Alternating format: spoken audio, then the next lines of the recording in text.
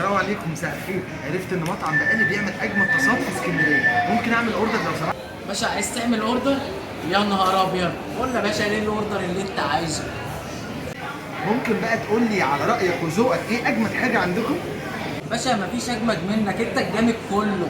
بحيث كده بقى اديني طاسه عنتره، سمعت انها احسن حاجه عندكم. انت عرفت الطاسه دي منين؟ الطاسه دي اجمد طاسه عندنا.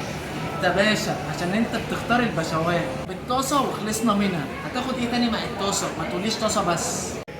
لا لا بلاش، انا عامل دايت اليومين دول. باشا احنا مش بتوع دايت، انا هعمل لك باكت بطاطس واحط لك عليه جبنه.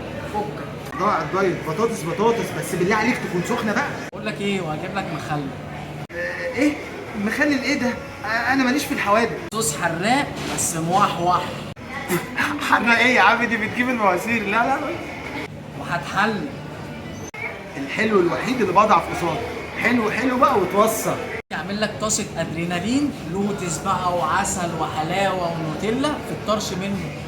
ايه ده؟ حتى التحليه مش هاخدها في سندوتش، هاخدها في طاسه؟ ايه الجمدان ده؟ هات هات. انت مفكر ان مطعم بقالي بيعمل سندوتشات حلو بس؟ وبيعمل الطاسات كمان بقى، نوتيلا واوريو ولوتس بلو بيري وايت شوكليت، وتلغوص يا باشا بايدك كده.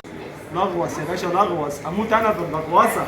كمان بقى ما تاخرش الاوردر عليا، انا هستناك هنا اهو. انت مفكر ان انت هتقعد هنا؟ لا لا لا لا، تعالى اقعد هنا. جايه معايا بهنا. قوم يا جدع، قوم يا جدع.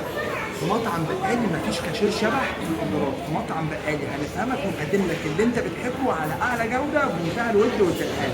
وما تنسوش دايما ان بقالي بيحبكم.